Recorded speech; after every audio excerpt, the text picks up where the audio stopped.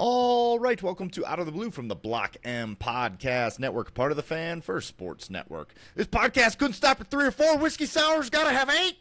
I am Jared Stormer of the Block M Podcast Network and MaizenBrew.com. With me, as always, is Andy Bailey, my hetero life mate of the same place and time. Andy Bailey, the foremost expert on the Tour de France and 9/11 conspiracies. How the hell are you, my friend? I'm good, man. Went to a Busta Rhymes concert this past weekend, and I have to say, if you have a chance to see Busta Rhymes in concert, don't. I went to a Fish concert, and I gotta say, if you got a chance to be around that many hippies, don't. Too many hippies. Yeah, it could have been better. You know, it was nice to get out and about, do something not so sports-centric, but I guess to balance out my crazy Tour de France fandom as well. Didn't enjoy it. Think I'll just stay inside next weekend, catch up on some movies. Yeah, that's what I did on Sunday. My show was at Folsom Field, and I just found myself being like, Dion and Ralphie going to come out of the tunnel? Like, I wouldn't mind a little Colorado, Nebraska right now. That sounds mighty fine. How is that stadium? It's sick, man. Yeah, the view is incredible. Yeah, if you get on the west-facing side, just looking into the Flatirons there, it's one of the coolest stadiums in the country. And they pack it out now. When I was going there, good Lord, it was a morose turnout. But now it's quite fun. So come catch a game sometime. Shedeur Sanders' jersey hanging? Could you see it somewhere? I wasn't looking. I have no interest in seeing that. You want to talk about nepotism on the highest order. Right there. But we digress. Where are we at in the sports world right now? I know you're hyped. It's Tour de France time for the true sickos. And I mean the true sickos. You might think you're a sicko. You're not Tour de France sicko, 4 pods a day. But for the rest of us, it's like golf and baseball right now. This is the dead period. Golf, baseball, but hey, don't sleep on a little bit of basketball, especially as it pertains to Michigan. Yeah, absolutely. Glad you said that. There's been some news in the NBA. How about a little reunion going on to Detroit with Karis LeVert and Duncan Robinson, former teammates at the University of Michigan, joining the Detroit Pistons, making up for the outgoing Tim Hardaway Jr. So got to have at least one on the team at all times, and it'll be 2 this time around. Congratulations to THJ getting to go out and play with Nikola Jokic. That should work out nicely for him. But I'm actually pretty high on the Duncan Robinson signing. LeVert, maybe we'll wait and see, but I think the Duncan Robinson pickup, particularly since Parlay Beasley couldn't keep his money in order. We needed some shooting, and Duncan Robinson provides that. So welcome home. You and I were texting about this, and you can put out all the cons you want about Duncan Robinson.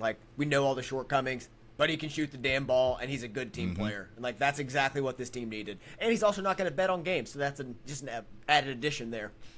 Doesn't need to, because this guy has made bank. I cannot believe the amount of money Duncan Robinson has made playing professional basketball.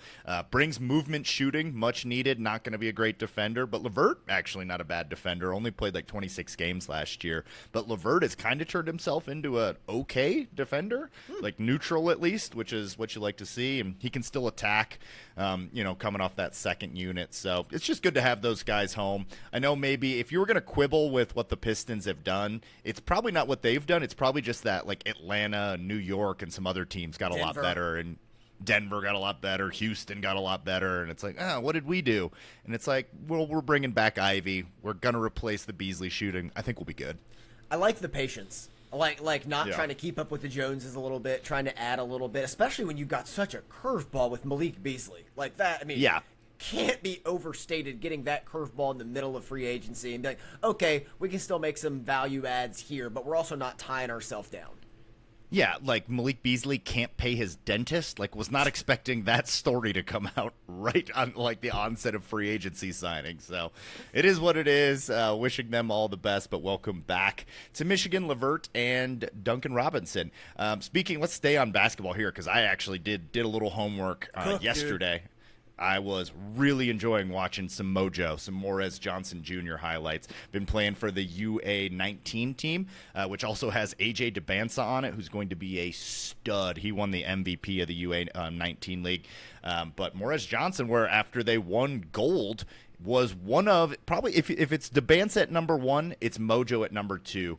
And there were often times where you just find yourself focusing in on Morez Johnson because you're like, who is this dude? He's a little Josh Hart, a little Gershon Yabusele, maybe a little dash of PJ Washington. Baby, you got a stew going. Mojo is a future NBA player. I want to be the first to say it. Maybe someone else has said it on another Michigan podcast, but that dude is going to play in the NBA. He looks legit. The frame is there. He's going to put on some more weight. He rebounds. He plays tenacious. He'll go up and put the ball back in the basket. He'll throw it down with some ferocity. My kind of player. Plays good defense. I'm in. I am in on this kid. Was he 6'9", 6'10"? He's like 6'9", man. Yeah, he can play. I think there's some small ball center in his future at Michigan. That dude, you put him in a small ball center. You put Cheddar at the 4 who can space the floor. Then you let Yaxel play 3. Oh, boy. That is massive lineup. Yeah. Did it we works know because it all switch. Yeah. Did we know Mojo was this good? Like, this good? No. I didn't know. And when he made the UA19 team, I'm like, oh, okay, there's a little bit more to it. And then I watched him, and I'm like, he's the second best player on the floor. And Debansa, they're saying, could be better than Cooper Flagg. Yeah. Like, that's high praise. And the fact that he can hold his own and just look like another guy out there who belongs playing against somebody of that caliber speaks to what he can bring to Michigan and just the versatility. Like, like the closer we get to basketball, I don't know if I've been this excited for a basketball team in a while. I'm with you. I was excited for last year's because it was kind of funky, and it was like, oh, this is going to be different. This is just going to be good. This is going to be good, versatile, like lots of big lineups that you can run out there. It's my type of team because Mojo and Yaxel are my kind of players. Yeah, man, I'm with you there. I'm getting super excited, and you brought up the point I wanted to bring up there is small ball center Mojo. He still needs to put on a little bit of weight, so if he can get that weight up before the season starts and throw on 15 pounds, look the F out because that lineup that you just mentioned that's pretty versatile, pretty deadly. Yeah, and then you throw in Mara at the mix to just protect the rim and get in the paint at over 7 feet tall. Like, you have so many options that you can do there, and you know somebody like Dusty May is just salivating at the thought. And, like, seeing Mojo play like that, you can see Dusty May's vision for this team in 2025, 2026. Yep, I'm with you. You want to talk some ladies basketball? Swords. Oh, I mean, I'm not normally rooting for Team Canada in anything ever, but Silas Swords, baby. Michigan All-American freshman last year, just a standout stud of a recruit and player, hit the game winner the other night for Team Canada on a beautiful pass. The girl skip past it at the line that's like 30 feet away on the sideline. I don't know what it's called, if there's a name for it. Like, it's a line on every court. It's like near 30 feet on the sideline. It sticks out. Okay. You know what I'm talking about? She skip past it from there to Silas Swords, in stride, cutting to the basket, catches it, lays it up, game winner, I think, to beat Argentina. Insane pass to skip that, and then Swords to catch it and finish, man. So glad to see her balling out internationally. I'll take Swords for 500. That's S-words for 500. Good pull. Thanks. That was a deep cut. My friend, you gotta talk about it here. I can't be the one to talk about this next one. Lay it all out there. So, I'm glass half full on this. Gavin McKenna's going to Penn State. Penn State's trying to buy themselves into hockey legacy and lore. They made their first career program record, Frozen Four, last year. Now they want a seat at the big kids table forever. So they got mommy and daddy's money out, and they bought themselves a Gavin McKenna, as well as a few other OHL players. And they're going all in next year, kind of like their football team. So now this team has the best prospect in college hockey history, and they're going for it.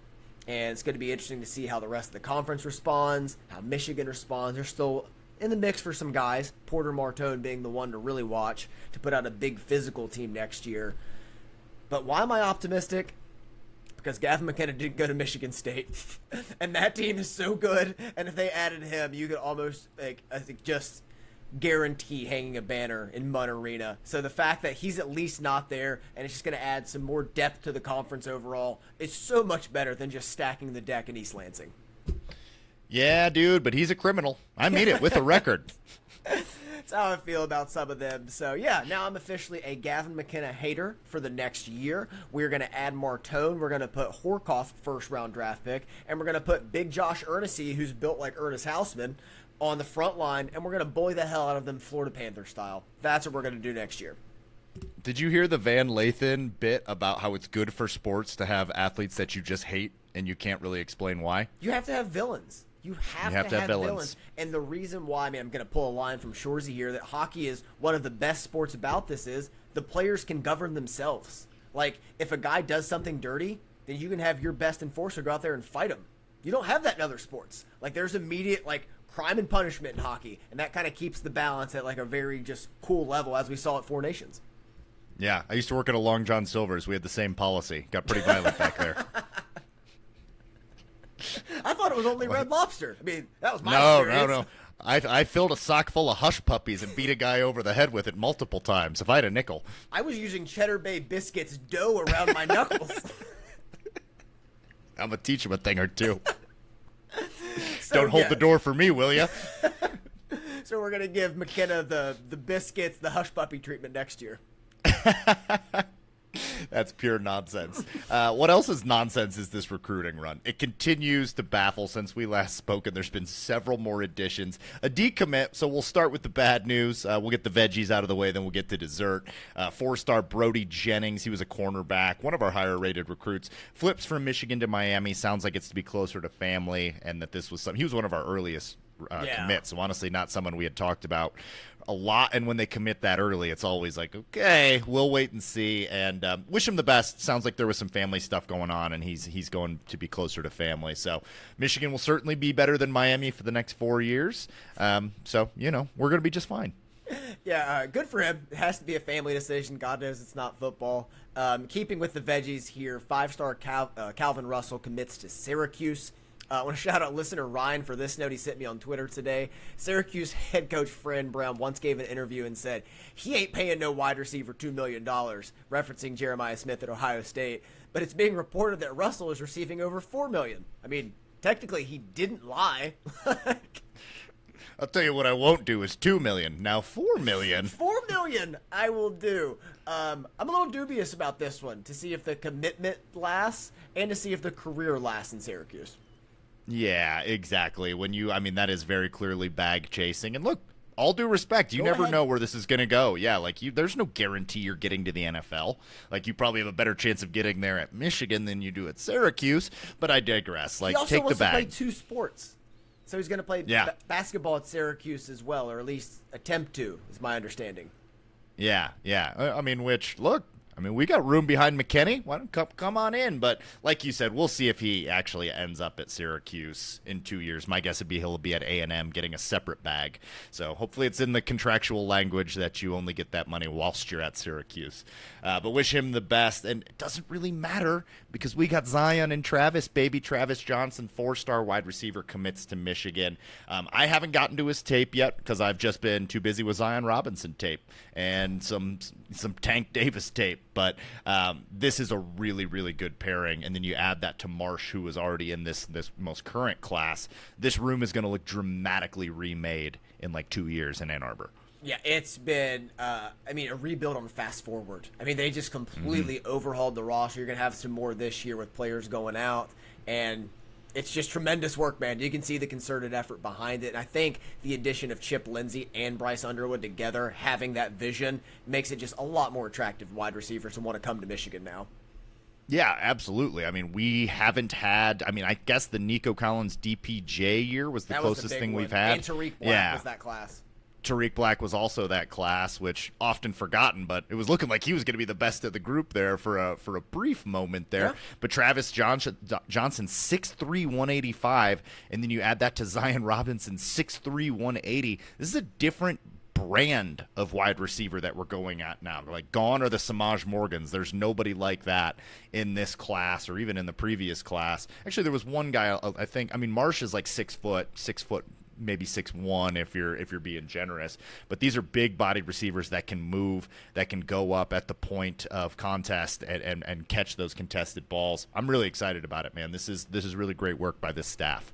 And that wasn't the end of the run over the weekend. Also added 4-star Dorian Barney, just adding to the names here. Defensive back commits to Michigan. I love what they've done in the secondary the last 2 classes. Last year's was probably still my favorite with everybody with Winston, Earls, Jaden Sanders, players like that. Yeah, but that secondary class. It was kind of funny just like swapping out one defensive back in Brody Jennings for another in Dorian Barney. Yeah, whose initials are DB. Like, this guy was made to do it. Not to mention some Ocean's 11 references. We're in Bonnie. Bonnie Rubble. Trouble. Yes. That was immediately what I thought of. Adds to the all-name team, and clearly a position of need after the Brody Jennings flip. I think Brody Jennings rated a little bit higher than Dorian Barney, but you're splitting hairs here. Both 4 stars, both extremely talented cornerbacks. Once again, a theme emerging and continuing from last year of that these guys are all over 6 foot, all physical, all athletes. So, like, this staff has a type, and size is amongst the themes that they're sticking with here. Dorian Barney higher rated. Is he really? Okay, nice. Brody Jennings is a fringe 3-star. Oh, well, this is joyous then. This is just an upgrade then. Fine with that. We just upgraded over the weekend. No big deal there. But yeah, man, I love getting the size out there. Just coupling that with everything else that's going on. We talked about it a few weeks ago. Like, they're just recruiting at an SEC level now, and you can see that with the type of athletes they're bringing in. Yeah, it's insane. This class is up to 7 overall, and Savion is still out there. We are nowhere near done. This is going to end up as an all-timer. If we get Savion, it probably is the all-time class. We'll need a live pod for that one. We'll need to have a reaction because, like, we're going to have some thoughts. We'll watch highlights as we pod during it. Just join in. It's not going to take too long, maybe 4 or 5 hours, but we got to get through it. We got to get through it 4 or 5 hours, 6 if maybe there's some mailbag questions in there, but it's got to be done if we get Savion. Like, yeah, you and I are both just like pins and needles for that one. But this class, man, the all-name class now just has so much substance to it. It's so much more than just like a cute story of some cool names. It is a bunch of dogs, just an elite class that they're building. Yeah, and I love I don't know, when I watched Calvin Russell's commitment video, it felt kind of receiver diva energy, which reminded me of that DPJ and that class. And I'm like, is that going to jive here? Is he going to be blocking on the edge like that? I understand, like, talent at a certain level weighs out. But when I watch Zion Robinson's tape, I'm like, I think we're already set there. Yeah. Zion Robinson, man, like as I was in on Marsh, I think I'm more in on Zion than Marsh. Ooh, I see you looking back like the meme. I was like, ooh, what's that? What's that? A 6'3", $185? Don't mind if I do. He's so physical, man. Like, it's just A.J. Brown. Like, immediately that is what I thought when I watched Zion. So it's a fun class. And Smeagol, the guy that we never talk about, is really good. Like, yeah. He's going to be once we start doing these freshman spotlights and breaking down next class, we'll have a freshman spotlight for our 2025 class at the end of this episode. But I'm excited to start breaking down more of these guys, man. There's some studs in there. Who's your favorite commit in the class right now? Extremely difficult to Malachi Lee, Zion, or Titan Davis. Okay. One of those 3. Yeah, I don't know. What about you? I think I'm Matt Ludwig still, the tight end. Ooh, okay. I love Matt Ludwig's tape. I love that he's already 6'4", 240 pounds, frame ready. I love the speed and size combination. So, like, Ludwig's probably my favorite, really closely followed by Titan Davis. Titan Davis, yeah, you were telling me about just how technical he looks and like how sound he is there, and a little bit different than the Carter Meadows and some of these edge rushers where it might take a year, but yeah. Titan Davis might be like, well, he's too good, we got to play him immediately. Like, a lot of Mason Graham energy with him. Yeah, very excited about him. And Malachi Lee, kind of the same thing on the other side of the line, where it's like, this guy's going to be good pretty quickly. Like, he's got the attributes, he's got the he's got the technical aspect. He's going to be a coach's dream. Yeah, I can't wait for this class, man. Yeah, you got one here in the doc. Why don't you hit us with it, brother? Yeah, so I was looking into this. You know, I'm always looking into Michigan history, odds and ends, and for the first time in program history, Michigan's had 4 different players earn unanimous All-American honors in 4 consecutive years. Do you think this streak continues this season? And if so, who's your pick? It's tricky this year. I think it's more like, I don't think it's as top-heavy with the talent this year as it was last year or even some years back. I think it is a deep, deep team. If it's going to happen to anybody, tell me Rod Moore's healthy all year. I could buy that. That would make some sense. Rayshon Benny's probably where my mind goes next after that. And then beyond that, man, I'd like to go Jordan Marshall, but there's some real competition with the running backs this year. and I think Michigan will be a little bit more balanced. I know we're all saying like we're going to run the hell out of the ball. We will, but I think that we've got some justice in there as well that's going to share some carries there. How about Ernest Hausman? How about Ernest Hausman? So your mind went very similar place to mine. I power ranked him on defense where I thought they would go. I had him in order of Rod Moore, Rayshon Benny, Hausman, Derek Moore, Jair Hill, Barham, Zeke Berry, TJ Guy. From offense, I only nominated one, and that was Jordan Marshall, exactly where you went. But the choice is obvious, dude. It's almost a lock. Oh, it's Zavada. It's Zavada. It's Zavada. Yeah. He was already first-team All-American last year from 3 places, so not consensus or unanimous. But he feels like the guy to be the unanimous All-American and then continue the streak. We've never seen it before. Yeah, man, it's on me for getting the specialists. My apologies to Zavada. Yes. Cannot wait for him. Yeah, I would love to see it continue on the defensive side of the ball where we've had just an outlandish run there, but that's going to be a little bit more tricky. You're so right. It's Zavada. He's in the driver's seat there. I think if he just has the same year should be enough. He had an outlandish year last year. He deserved way more accolades than he got, but if he does it again, I think people will take notice. He was second in the country in accuracy at 95.5% on field goals, and he was the only player, I believe, in the top 10 with more than 20 field goals made while kicking over 92%. Like his one miss was on a bad hold. It was because I think Evan Link missed a block. Or something. Yeah, it was something. It wasn't on him. No, it wasn't on him. So, that should be the guy. It should be etched in stone right now, but you never know with these things. But he's got to be the favorite. Yeah, and I like that we both have Rod Moore first. If he's healthy, the biggest competition might come from down the road with Caleb get 2 Downs. Spots.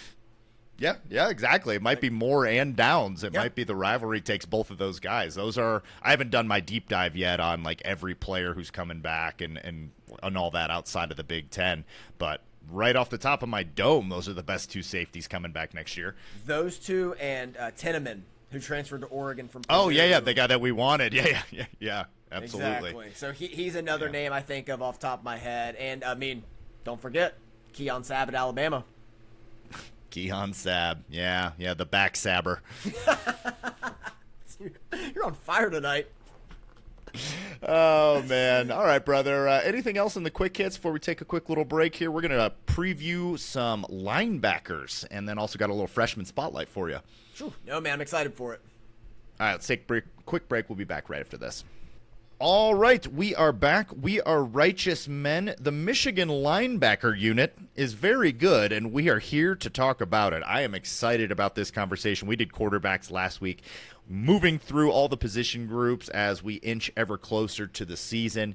You chose linebackers this week, and that made it pretty easy for us because this is a group where I don't want to speak for you, but this is a group I'm very high on. One of the best on the team. Honestly, talking about the defense and the unanimous All-American discussion, you could pick one at every level. I feel like you could kind of talk yourself into multiple options at linebacker, to be honest. All right, my first question for you. College analyst Phil Steele, who I respect as far as college analyst goes, I think he's pretty good. He puts Michigan at number 2 linebacker unit in the country going into the fall. My question for you, best returning linebacker unit since when?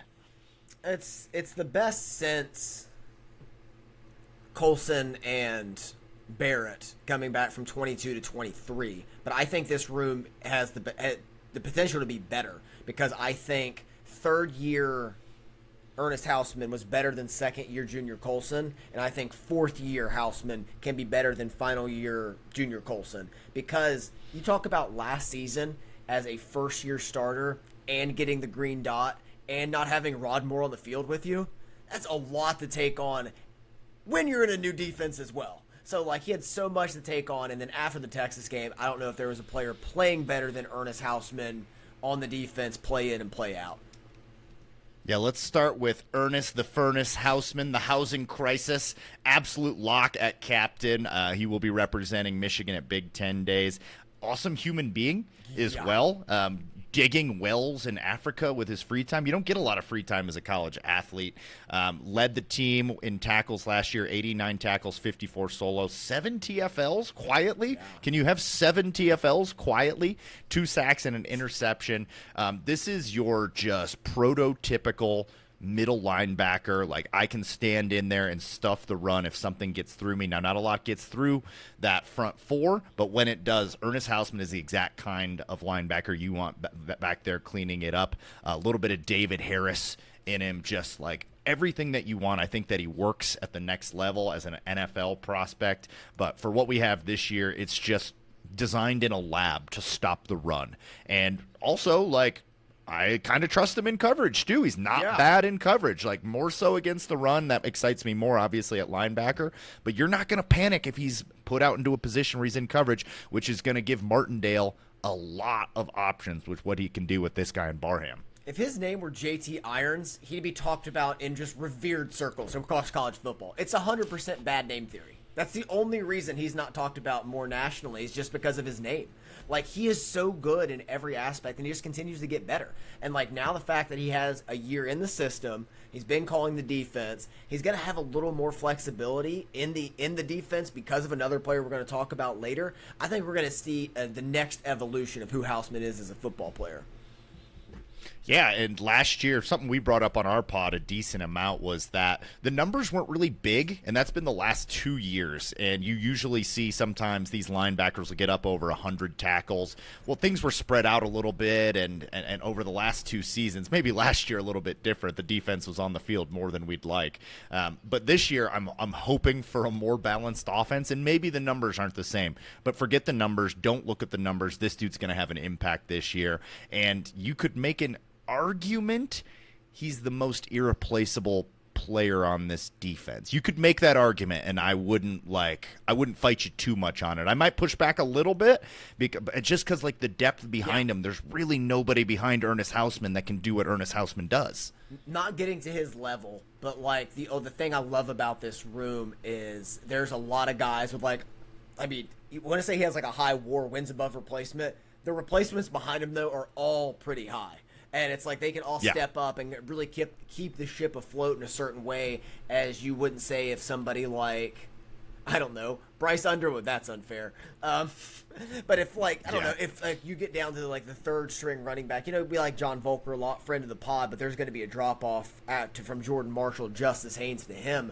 In the linebacking room, though, even coming up after Hausmann's like, okay, we can get the job done. But the ceiling I think Hausmann has is what you're getting at, and no one behind him has it. He's just a very complete linebacker and very durable player as well. I would be very surprised if he's not all Big Ten. We already mentioned some potential All-American buzz there for him if he has the kind of season that we're anticipating. That's the level. I mean, I will be shocked if he's not all Big Ten, at least second team. I will be shocked. Yeah, I mean, he 100% deserves it. And the guy playing next to him is equally as deserving, in our opinion, and as Phil Steele said, ranking him as the second unit in the country, and that's Jayshawn Barham. Started 13 games for Michigan last year after transferring over from Maryland. 66 tackles, 40 of them solo. 5 quarterback hurries, 4 TFLs, and a sack. Those numbers felt a little lower than maybe what I was anticipating, but you could see the vision there with him.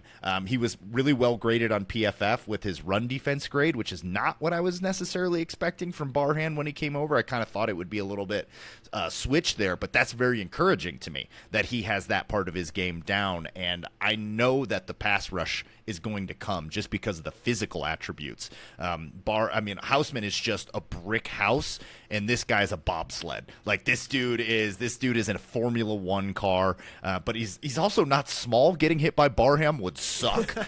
He's a physical specimen, and I'm very excited to see what the role looks like this year. I feel like he could be one of the guys that takes a big leap. I think the expectations last year around Barham were a little unfair because of the specimen he is. Yeah. But he was also one of the sneakiest, most improved players last season. It took him a while to feel comfortable with Wink Martindale and understand the nuances of everything. But, like, once he settled in, man, he really thrived.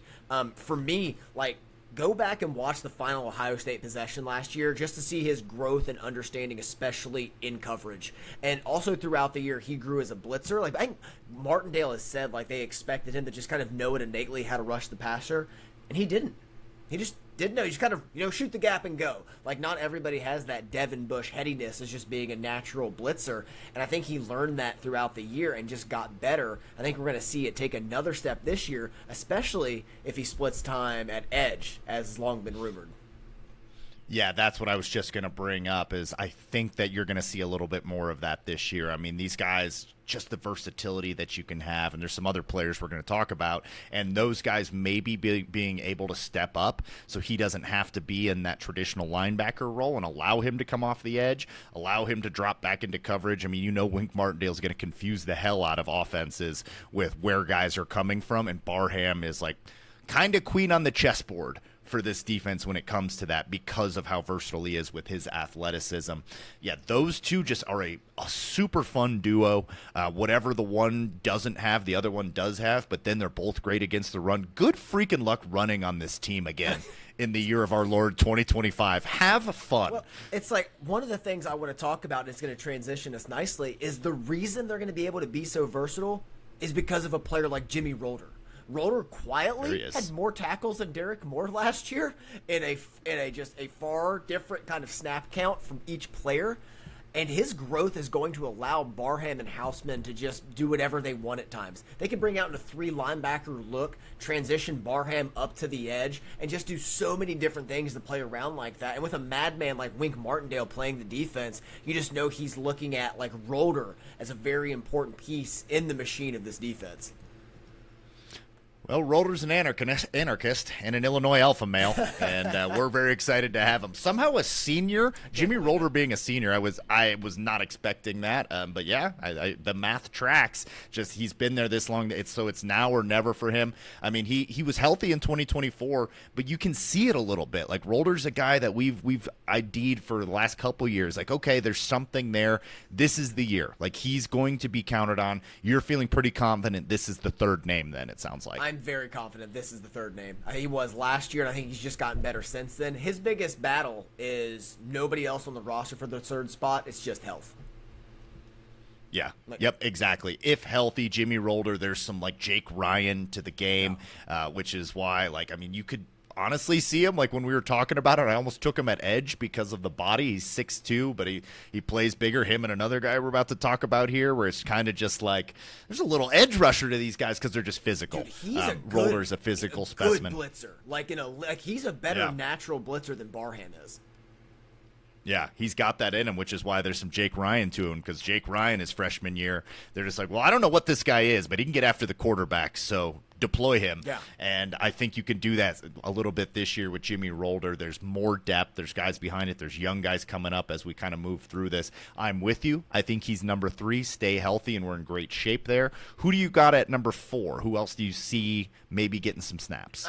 I'm taking a jump here. I think Cole Sullivan is going to leap Jaden Hood this year. Like, that's one of my predictions. I think they're very close, though. Like, you could easily talk me into Jaden Hood as well. It's not a knock. I think they're just both right there next to each other. Case for Cole Sullivan, though, is Michigan didn't burn his red shirt for nothing last season, and he was also awarded Special Teams Rookie of the Year for those efforts. He's going to play a big role this season, and it wouldn't surprise me, like I said, if he's above Hood already. Like, I think he's a football player. Yeah, and if you think Jimmy Rolder could pass as an edge, Cole Sullivan, you don't got to squint to look like an edge rusher. He is a large human being, moves incredibly well out there. Plus Sully, the start of the good names, starting to return. We love this kid. Him and Rolder, just guys that you and I identified as like early on we're in on these guys. Sullivan, however, has plenty of time left in the maize and blue to figure it out. I think he will play quite a bit this year. If he doesn't, in my opinion, it's because of Troy Bowles. I think that, him coming over, I like the lineage there, obviously. Not the probably not the size that you'd like compared to those other guys there. He's light, yeah, but he can do some different things for you. He can move. He's smart. He can definitely diagnose a defense. You know that, being the son of a great coach, a really good head coach there. So I think that Bowles could get into the mix as well, but I've got it pretty much in that order. I've got it at the top two are the top two. Then I got it Roller, Sully, and then I go Bowles, and then I go Jaden Hood. But Hood, he played in 11 games last year. I mean, held his own as a role player, and I put in our doc, he's officially gone from, oh shit, he's in, to just ignore the substitution, because he's going to hold the wheel steady for the defense. And it's a player like you just trust him at this point. And with the room, I feel like there's just I feel like it's 3 and 3. I feel like it's the big three of Houseman, Barham, Rolder, Space, Sullivan, Hood, Bowles. I feel like that's how you're going to kind of see it drops. How I'm grouped up. One overarching point I want to talk about this room, if you want to talk about the benefits and like the positive of the transfer portal, look at Barham, look at Houseman. That's how it can work to your favor, and you can bring guys in that aren't just hired guns. Yeah, because, I mean, that's now 2 years we're getting with both of these guys. Third year for Houseman. Third year for Houseman. Bowles is going to have more eligibility as well. Yep. So this is how you do the transfer portal. That's a really good point. Bring in guys that can be a big piece. And maybe it's a place where we lost a lot of linebackers to transfer over the last couple of years. I don't know if you remember that, but just randomly linebacker, we were hit really hard. All these guys that we were super excited about have moved on. So we had to come in and get transfers, and very impactful transfers up and down this roster. We'll see what Bowles becomes, but up at the top with Houseman and Barham being there, that's a really great point there. And Jaden Hood, who could have easily transferred, sticking around, providing some depth there. It's a deep room. Like, you don't feel bad, like you said, if Hood has to come in for a couple snaps there. You would not want to lose Houseman for too long, but you could lose one of Houseman and Barham and be okay. Losing both of those guys, that's going to happen in any position group. You lose your top 2 corners, your top 2 tackles. It is what it is, but it's a deeper group than it was last year. It's a physical group. It's an athletic group. Running against this team is going to suck, and I think these guys are going to be able to blitz. I think there's going to be more sacks from this group than we got combined last year as well. I think so as well. They're going to be able to do so many different things within the room.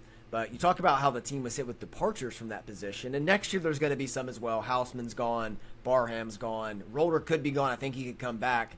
Hypothetical. You and I have talked about this off air, never on, I don't believe. Given the depth and talent of the secondary, could we see Mason Curtis make a position switch to linebacker and fill the Barham role in 26? He played linebacker and edge in high school, and at 6'5", he has the frame to add the needed weight to play the position. Well, let's just say I did that in my dynasty in NCAA Football 25, and he damn near won the Heisman. So, yes. I think it makes a lot of sense, man. Like, the coverage skills, we know he can tackle. He's got the body for it. There's a little bit of a logjam at safety, and there's just more talent coming in that defensive backfield that's going to be really tough. I think if he wants playing time, he's a fascinating player. Yeah. Like, I think we both are fascinated by what he could be. I'm pretty in on it. I would love to see it. I think it's a position change that makes a lot of sense. And, I mean, it could just be like a spot duty kind of thing where it's like it's not an every down he's playing linebacker, but to mix things up in certain looks, maybe against a like a spread team, like a team that wants to go fast, spread you out on USC or something. You throw that in as a little wrinkle. I think you're kind of cooking a little bit right there. Got stew going. You were talking about, if he wants to play, it might be easier like at linebacker. I think Mason Curtis is going to play wherever he wants to play. Like, I think he is. Like, he chooses. I think he's going to choose. And it's going to be one of those things similar to like an offensive line where it's like, I want to get the best back 7 I can out there. And if I can move him up to linebacker, pair him up next to Cole Sullivan or Jimmy Rolder if he returns, and then with the depth and the recruits coming in the secondary, oh, man. I just think there is so much potential there. And, again, it's not like it's a big ask for Curtis. He has the experience. He has the size to add to it. I think he could just be a game wrecker. 100%. That guy dropping back into coverage, like at that size and speed and with those coverage skills, it's extremely fun. And I think that leads us into our next segment here. But for the purpose of this conversation, where does Owusu-Boateng fit into this conversation? On special teams. Yeah. We're going to talk about it here in depth, but like this is not the year to be integrating a freshman, no matter how talented or how you view him. Like his time will come, but it's not going to come in 2025 on defense. Partly because there's no need. There's no need to put Owusu-Boateng in right now, and size-wise, he still has a little bit of a ways to go. Yeah, is part of that as well. So, but the player itself, let's get into some freshman spotlight. Nathaniel Owusu-Boateng, baby. I've been waiting for this one. Brother of Jeremiah Owusu-Koramoah, played at Notre Dame, currently on the Cleveland Browns, and a lot of similarities in their game there. 4-star prospect from Florida IMG, listed at 6'1", 203. Like we said, not exactly Ernest Hausman out there, but if he can put on some weight, I like everything else about this kid's game. I just really like the player. I like the lineage. I like the family that he comes from. I loved Owusu-Koramoah in that draft. That's why when I found out that they were related, I was like, oh my God, we got to get him. Not that that's a 1-to-1. That's not how these things work. But a lot of times you can see shades of it. And, especially the little brother theory, I believe in it. You're growing up, going up against your older brother who's now playing for the Browns. Like, you're taking a lot of shit out on the playground. You've got to be tough. You've got to get better. And I think Owusu-Boateng just brings a lot to the table. A bit of a different prospect than anyone we've discussed so far today, too. He's kind of like a different mold. So, yeah, what are your thoughts on this kid? He 1,000% would have been a Viper in Don Brown's defense. Like, that's what he is. And, like, that's where, like, my mind immediately went to watching his tape this morning. And to that point, he screams to me as, like, the next evolution of Michael Barrett. Like, that's where I see him. He's not as athletic as, like, Jabril Peppers, but he's more athletic than Khaleke Hudson. So it's, like, right in that range. And I'm interested to see if he sticks at linebacker or moves to safety. Like, I think there's some positional flexibility there, very similar to Mason Curtis. Seems more like a linebacker by the way he plays. I don't know how well he would do covering the whole field, but, man, there's a lot to like about his game.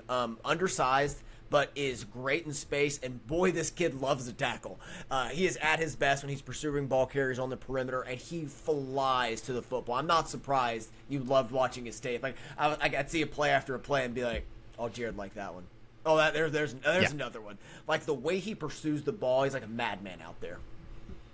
Yeah, you named some guys in there that are the reason that I like him. Michael Barrett, Khaleke Hudson, guys that I really enjoy watching because of their pursuit to the ball. Head is up. His head is on a swivel. He's looking in the backfield. He's diagnosing things, and then he is just, boom, to the ball very quickly. It's a natural instinct, too, that he wants to get to the ball carrier. So, like, if he can get that size up, he's going to be a tackling machine. He's going to be – I mean, look, if Devin Bush and Michael Barrett can work, this guy can work, too. I mean, he's about Bush size.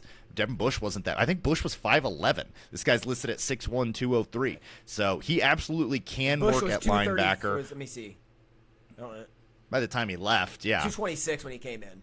So was he really 226 when he came in? I thought Devin Bush was pretty big. That is pretty big when he came in. Got a 5'11". Yeah, good stout. Lord. But again, stout fella Devin Bush was. But like we said, it's not about this year. Like, you probably wouldn't want to have to put this guy out there. This is about next year when we lose two of these guys, and you really hope that he can step in. Special teams for now makes a ton of sense, and I think he'll flash there. I really do think he'll flash there because of his tackling instincts. I think he'll be a guy that we're excited about for next season, kind of like Jimmy Rolder and then Sullivan last year. I love in some of these kids' highlight reels they put together, like they'll just have like blocking or something else. On Owusu-Boateng's, there's special teams highlights, and it's awesome to see how he is in coverage.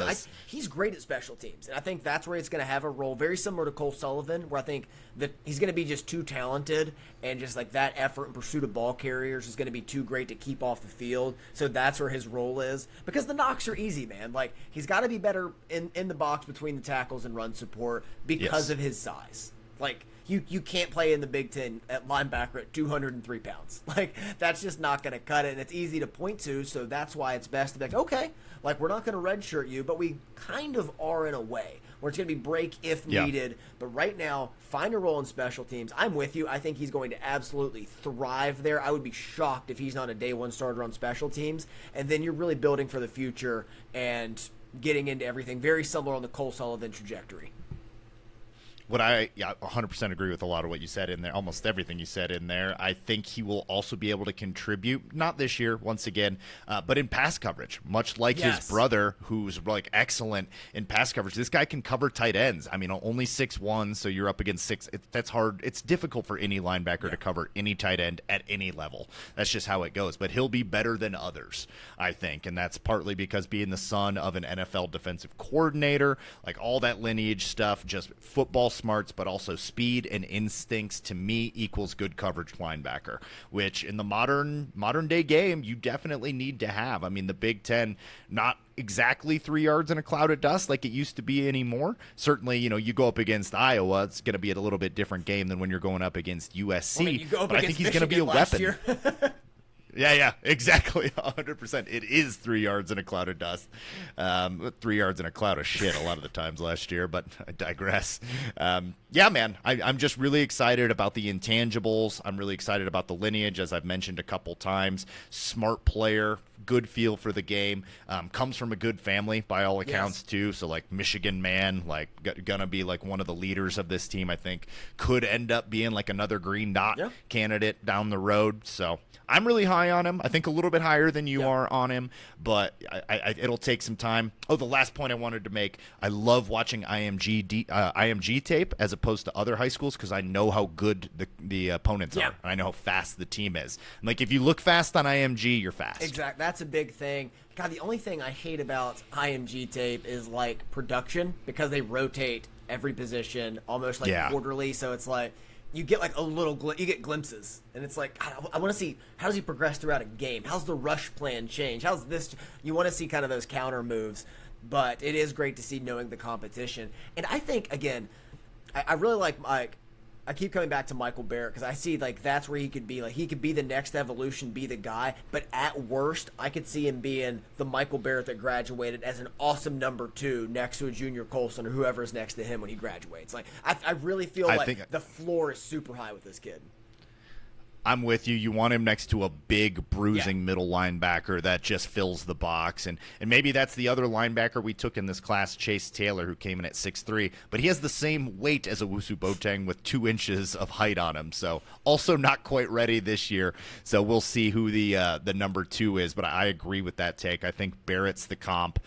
Maybe some Khaleke Hudson in there if you want to get real spicy. But a fun player. I enjoy watching these types of players on defense. So really excited for him to get up. And like you said, if he puts on 20 pounds of weight, maybe all bets are off, and maybe he is too good and has to see the field in a little bit more. But I'd still be surprised just because of the depth ahead of him. Do you remember him in the spring game at all? Not really. No, I mean, I don't remember it. It's not the end all be all for anything. But I was just wondering if there was a moment when he flashed or something. It might be one like, cause he's not a guy we're going to be paying attention to because we're not anticipating much this season. But that might be a guy I go back and try to look for a little bit. Just see what's going on with them and just see if there's anything about his feel for the game or how the weight is handling right now. Yeah, exactly. And, like, are you able to get off blocks even a little bit at that weight, or, like, you getting swallowed up by second string linemen? Which honestly, I expect at this point if he is at 203 pounds, Right. Yeah, I'm not going to panic about any of that. But, yep, I'm with you.